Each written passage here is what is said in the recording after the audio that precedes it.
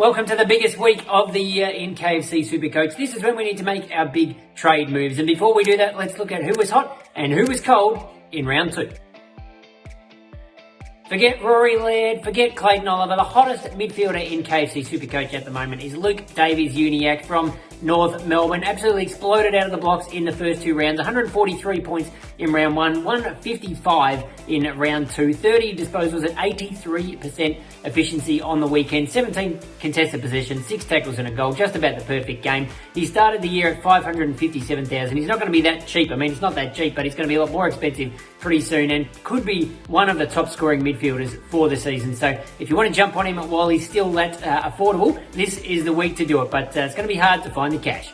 Now, I said forget Rory Laird. Well, ignore that because I am going to talk up Rory Laird. He obviously had a really slow start to the year, just a 50 points, his worst score in about a decade. And some people traded him out, but turns out that may have been a mistake because he was fantastic against the Tigers. 39 disposals, which is exactly what we know he can do. 8 tackles. This is the Rory Laird we know and love. 147 KFC SuperCoach points. So he might get a little bit cheaper than his 700k price tag, but not by a whole lot. And another player who was maybe slightly disappointing in round 1 was Will Ashcroft, the most popular pick in KFC SuperCoach this year. The number 2 draft pick, we all jumped on expecting hundreds, and that was maybe a little bit unrealistic in his first season. But playing his second game, guess what? He scored 100. 105 points, backing up from his 55 last week. So that'll go straight out of his price cycle really quickly. He's bound to make a heap of money. We can keep him on the field, have him score heaps of points for us. 31 disposals for the Lions on the weekend, which was the most of the team. So more than Dunkley, more than Neil. Absolutely brilliant. 15 contested possessions and a goal. Will Ashcroft is going to be a great pick this season. Who was cold in round 2? We have to start with Big Max Gawn up at the Gabba on Friday night before the lights went out.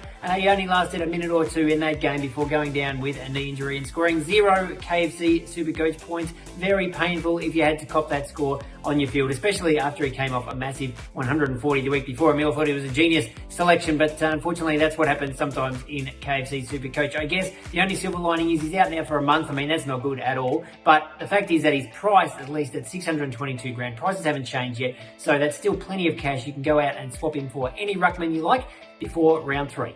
That's probably not going to be Sean Darcy after one of the worst games of his career on the weekend. He came in against the Kangaroos off the back of 178 points last year against Todd Constantine, so I actually put the VC on him, and he came out with just a 41, and in fact at halftime he was on -4 for a whole half of footy, which is just unbelievable. He actually had 28 hitouts, but hardly any of them went to advantage, and he gave a lot of the ruck time up to Luke Jackson, which was something we were a bit worried about in the preseason. So now it's a question mark if you own Sean Darcy like me. Do we keep him? 562k. You could get someone pretty good for that money. He is a premium though, and he's coming up against West Coast this week, who are pretty depleted in the ruck department, so he could score big, but that's a tricky one to figure out this week.